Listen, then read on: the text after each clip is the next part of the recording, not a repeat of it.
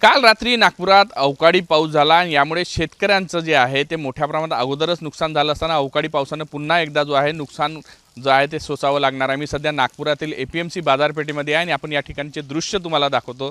किती खरं तर भयानक दृश्य आहे। शेतकऱ्यांना घाम गाळून जो आहे उन्हात तानात हे करून जो आहे ते माल पिकवावा लागतो आणि ज्यानंतर तो बाजारात विकण्याची वेळ येते, खऱ्या अर्थाने त्यांच्या हातात दोन पैसे पडण्याची वेळ येते, त्यावेळेस जर असा अवकाळी पद्धतीचा पाऊस झाला तर त्याचा फटका कसा शेतकऱ्यांना बसतो हे आता पाहतोय मी। APMC बाजारामधले हे सगळं दृश्य आहे। कशा पद्धतीने पाणी जे आहे ते या ठिकाणी साचलेलं आहे।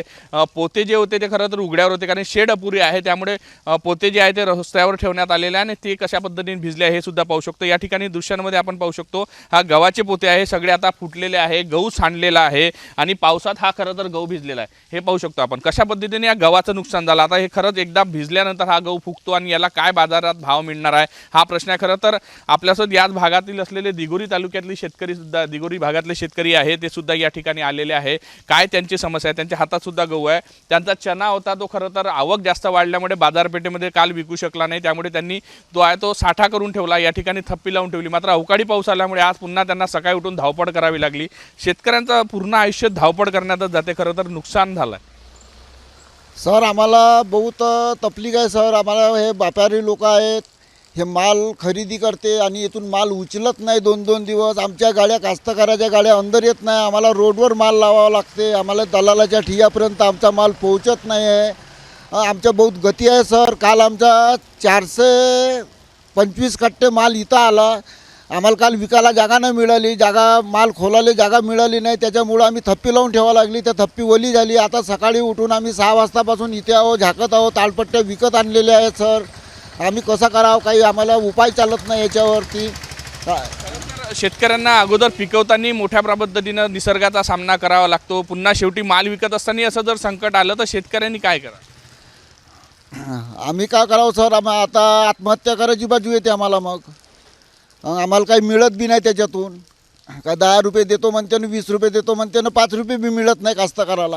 आता तुमचे किती पोते चणे आहे आणि काय वाटते?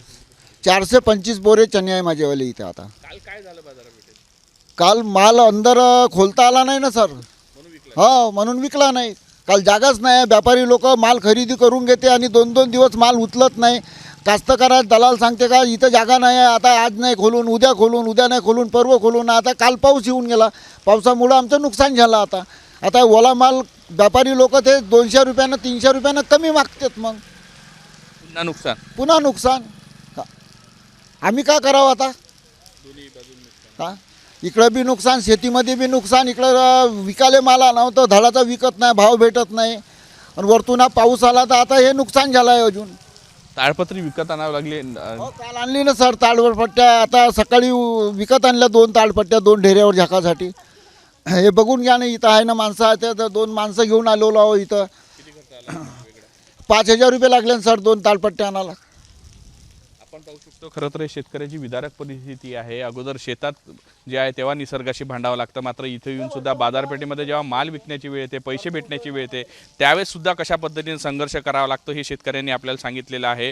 या ठिकाणी माल पडलेला आहे, खरं तर मोठ्या प्रमाणात व्यापाऱ्यांचा माल जो आहे तो सुद्धा आपल्याला रस्त्यावर पाहायला मिळतो, त्यामुळे शेतकऱ्यांनी आणलेला माल जो आहे त्याचे उचल होत नाही, त्याला जो आहे उघडता येत नाही, खाली टाकता येत नाही आणि त्यामुळे बोली लागत नाही, लिलाव होत नाही। या सगळ्या परिस्थितीतून संघर्षातून समोर जावं लागतं। अचानक त्यांना आता 5000 रुपये खर्च करून जाय 2 माणसं आणि ताडपत्री आणावं लागली, या सगळ्याचा फटका जो आहे त्यांना बसलो। सर 12 वाजता बोली निघते सर, 12-1 वाजता बोली काढते ते इथं बाजार समितीचे लोक, आणि रातभर बोली, रात्री 9 वाजे 10 वाजेपर्यंत आम्हाला घरी जायची व्यवस्था नाही आहे सर। आम्ही बाजारमध्ये आलो नंतर आम्हाला भेव आहे घरी जाण्याचं, 25-25, 30-30 किलोमीटरहून लोक येतात इथं। आमचं गाव इथून 15 किलोमीटर आहे, आम्ही कशानं जायचं रात्री 10 वाजता? 1 वाजते, मग काटा व्हायला 1 वाजते बोली झाल्यानंतर। सगळी परिस्थिती आपण पाहू शकतो। या ठिकाणी शेतकऱ्यांचा माल भिजलेला आहे, लिलाव वेळेवर होत नाही, उशिरा रात्री 9-9, 10-10 वाजेपर्यंत लिलाव चालते, म्हणजे शेतकऱ्यांच्या मागे संघर्ष कसा असतो तो संपत नाही हे सुद्धा त्यांनी सांगितलं। खरं तर ही परिस्थिती एका शेतकऱ्यांची नाही, तर या APMC मध्ये हजारो पोते खरं तर या ठिकाणी भिजलेले आहे आणि हे पोते भिजत असताना APMC कडून कुठेतरी व्यवस्था केली गेली पाहिजे। मोठ्या प्रमाणात जर आवक वाढत असेल आणि हवामान विभागानं अगोदरच अंदाज दिला असेल तर याकडे दुर्लक्ष का केलं जातं? शेतकऱ्यांचं नुकसान होण्याकडे का दुर्लक्ष केलं जातं? कोणाच्या हिता कशासाठी हे सगळं नुकसान होतं हे सगळं पाहायला पाहिजे. या सगळ्या प्रकरणाची गंभीर दखल घेतल्या पाहिजे, जेणेकरून शेतकऱ्यांचं दरवर्षी होणारे हे जे नुकसान आहे हे नुकसान होऊ नये, शेतकऱ्यांना त्याचा त्रास भोगावा लागू नये, ऐनवेळी वेगळा खर्च करावा लागू नये आणि अशा पद्धतीच्या संकटांना समोर जावं लागू नये यासाठी उपाययोजना करणे गरजेचं आहे. व्हिडिओ जर्नलिस्ट सौरभ बोलेसह पराग डोबळे, साम टीव्ही न्यूज, कळमना बाजार, नागपूर.